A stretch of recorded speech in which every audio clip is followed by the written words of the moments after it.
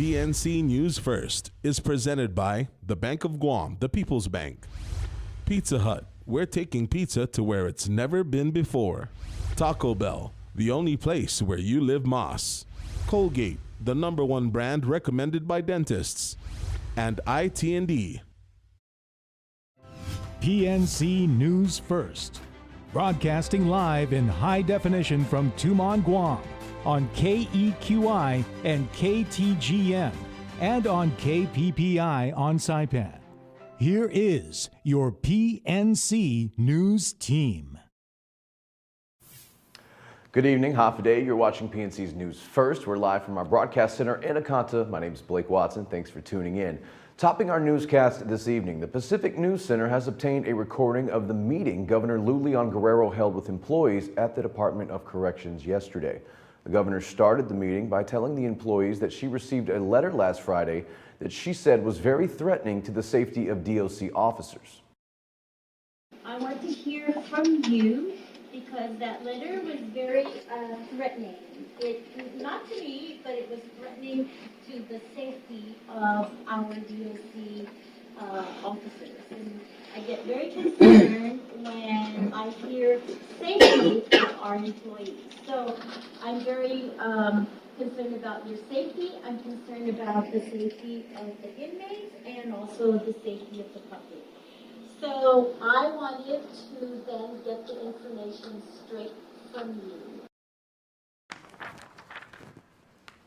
The Pacific News Center has agreed not to play the audio of any of the DOC employees who spoke. However, the most common complaint heard was the lack of staffing. One officer points out that at times 70 inmates are being watched by only one guard. He said the issue has been brought up time and time again to management, but there has been no resolution. The governor said safety is a major concern and she has provided funding for more officers. She listened and responded to the employees' concerns for about an hour. DOC Director Samantha Brennan was not present for the meeting. The union that represents many of the employees at the island's prison has lodged a complaint with the Federal Bureau of Prisons of working conditions at DOC. PNC's Kevin Kerrigan has more. The employees have brought concerns to our attention. GFT Union Representative Robert Koss says one of the biggest complaints that he's heard from the DOC employees he represents is the elimination of the backup SWAT team at DOC, which was cut by Director Samantha Brennan in an effort to save money. Each and every day a corrections officer goes into work, they don't know if they're going to come out alive because they have no backup. If one officer is in there with 70 inmates, survival of that officer is at the whim of the inmates. That's not the only concern DOC employees have. Koss says that the prison is being managed in violation of the law. We've got unpaid overtime, 24-hour shifts. We've got guards without any backup at all, and a 1-to-70 ratio. And the guards are asked to continue. And while the governor's intentions might be good, they're slow. The remedy is slow in coming. We need relief today. As a result, Koss says that the GFT has taken its concerns to the Federal Bureau of Prisons. We have initiated discussions today with the Federal Bureau of Prison, the OSHA Division, Occupational Safety and Health. If the government of Guam does not prioritize the DOC and ensure that it is adequately funded so that it can function in accordance with federal standards, then we'll do what we have to or what we can. Governor Lew Leon Guerrero met again this morning with Prison Director Brennan to discuss the situation at the prison.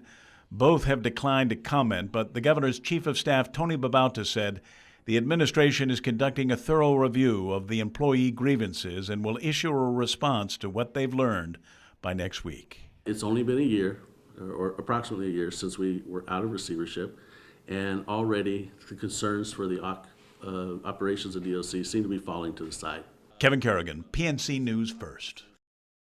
Inmates at the Department of Corrections have been at work the past few days erecting a fence around the halfway house. DOC Director Samantha Brennan made the decision to erect the fence following the escape of 2 inmates last month who walked out of the halfway house and got into a pickup truck that was waiting to take them away. Both escapees self-surrendered about 12 hours later. In a recent interview with K57's Patty Arroyo, Brennan said she decided to erect the fence around the minimum security halfway house to prevent any more escapes. by putting a fence, it sounds like it defeats the purpose. Maybe from your perception, it defeats the purpose. But however, from my perception, again, because of the incident that happened, I'm taking all the precautions that I can to make sure it doesn't happen again. I understand it is a halfway house, but at the same time, we want to be able to ensure that there's no room for any kind of mistakes in the future, as well as we just want everybody to understand that what we're doing is also for safety and security for everybody. The DOC Director Brennan has not yet responded to a request for comment on the cost of erecting the fence. The Guam Police Department is investigating a shooting incident that occurred earlier this morning on Route 15 in Pagat, Mangilao.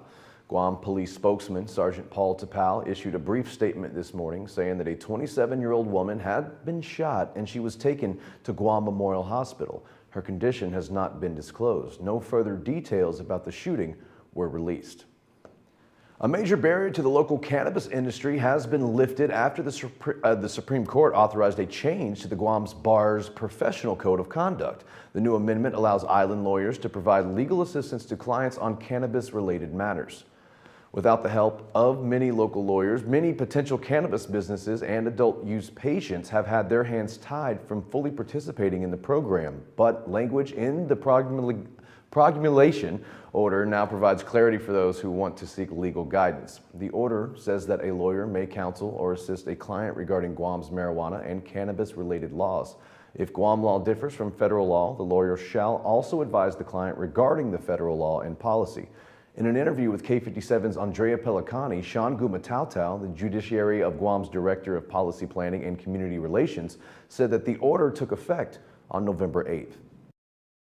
This is an important, as you mentioned, an important step for those individuals who would be seeking legal advice, and the promulgation of the order, which was signed just on the 8th of November, does give them the ability to do that. I believe that the way it's written, it is effective as of November 8th.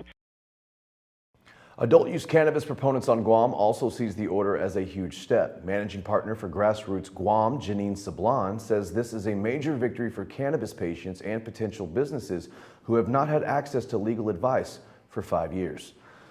The community can rest a little easier knowing that a predator has been identified, says Attorney General's Office Prosecutor Sean Brown in response to a conviction handed down late Tuesday afternoon. Jeffrey Guerrero Cruz was found guilty on 2 accounts of second-degree criminal sexual conduct for inappropriately touching an 8-year-old victim.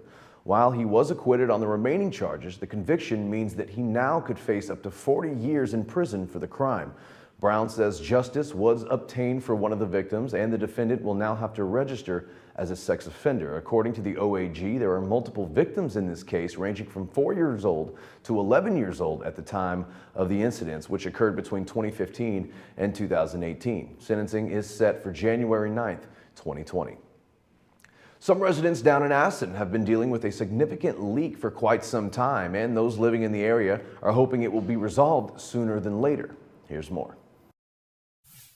For about a decade, clean, treated, drinkable water has been running through the streets of Assen.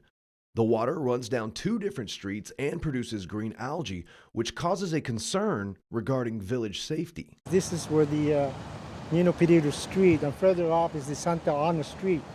And where this water coming from is coming out from the Opal Water Reservoir. Where it is that they've been having a lot of issues with the residents here, which is safety is being concerned for our village.